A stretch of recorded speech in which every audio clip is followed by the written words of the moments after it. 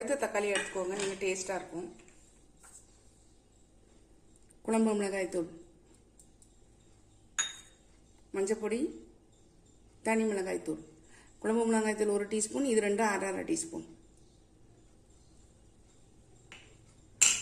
இதில் நம்ம தண்ணி ஊற்றிடலாம். இப்போ இந்த டம்ளருக்கு தான் 3/4 டம்ளர் ரைஸும் 1/4 டம்ளர் துவரம்பருப்பு எடுத்துருந்தேன். நீங்கள் அதுக்கு பதிலாக பாதி டம்ளர் ரைஸும் பாதி துவரம்பருப்பு எடுத்துக்கலாம். ரெண்டுமே நல்லா தான் இருக்கும்.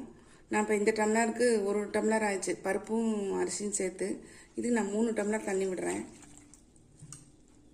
அடுப்பை இன்னும் ஆன் பண்ணவே இல்லை.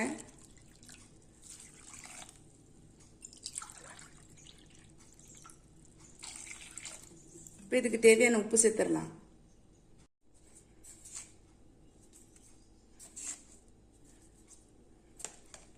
நல்லா கலந்து விட்டுறலாம். இப்போ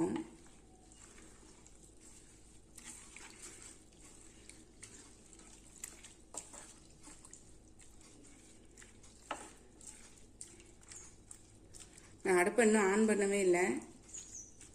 கலந்து விட்டுட்டு நம்ம இதை மூடிடலாம். அதுக்கு முன்னாடி அடுப்பை ஆன் பண்ணி விட்டுறேன்.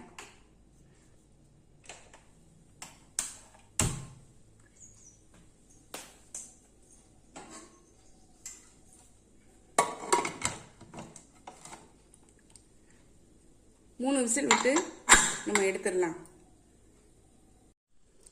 ப்ரெஷர் இறங்கிடுச்சு. நம்ம இப்போ இதை திறந்து பார்த்துடலாம்.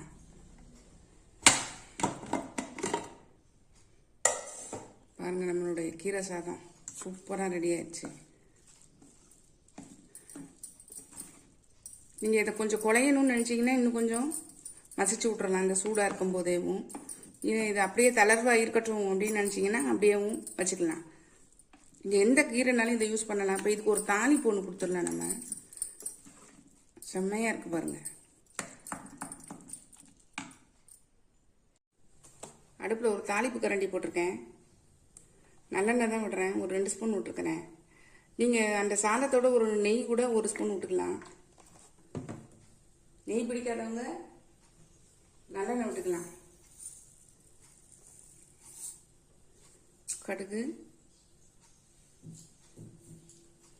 இந்த கடலை பருப்பையும் சேர்த்துட்றேன். அது வதங்குற நேரத்தில் பூண்டு ஒரு 4 பூண்டு தட்டி வச்சுருக்கேன், 4 பல்லு.